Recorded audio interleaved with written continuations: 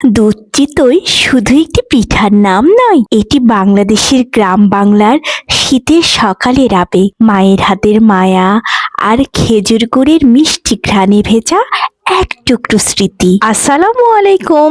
আজ আমার সবচেয়ে প্রিয় পিঠার রেসিপি শেয়ার করছি, আর সেটি জেনে গেছেন দুধ চিতই। তো প্রথমে পাটালি গুড় নিয়ে এসেছে মেয়ের বাবা, সেটি আমি অর্ধেক করে কেটে নিচ্ছি। আর এই গুড় দিয়ে আজকে পিঠা বানাবো। আর গলার কাছ থেকে নিয়েছি একদম খাঁটি গরুর দুধ। এখানে 2 লিটারের মতো দুধ আছে। দিয়ে দিলাম তেজপাতা, দারচিনি, সাদা এলাচ। দুধটা ভালোভাবে গরম করে অল্প করে নিলাম। আর এই চুলায় দিয়ে দিলাম পাটালি গুড়, পানির মধ্যে দিয়ে ভালোভাবে রসের মতো বলক উঠিয়ে নিচ্ছি।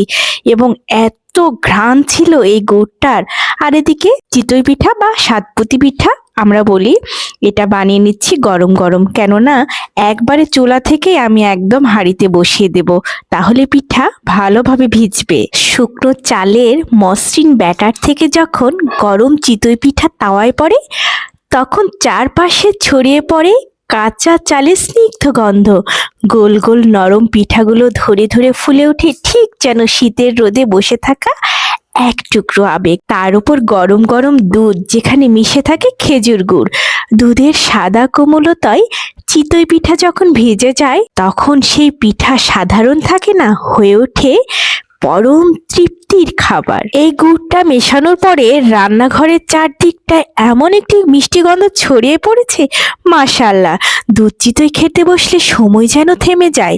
চারদিক ব্যস্ত, শুধু আছে পরিবারকে ঘিরে বসে খাওয়ার আনন্দ। দাদাদির গল্প, মায়ের হাসি, চুলার পাশে দাঁড়িয়ে থাকা উনুনের উষ্ণতা, সব কিছু মিলিয়ে দুধ চিতই একেবারে হৃদয়ের খাবার। প্রতিটি কামড়ে মিশে থাকে শীতের সকাল, গ্রাম বাংলার ঐতিহ্য আর ভালোবাসার অমলিন স্পর্শ। এ পিঠা আমাদের শেখায় সাধারণ উপকরণ দিয়েও কত গভীর সুখ তৈরি করা যায়।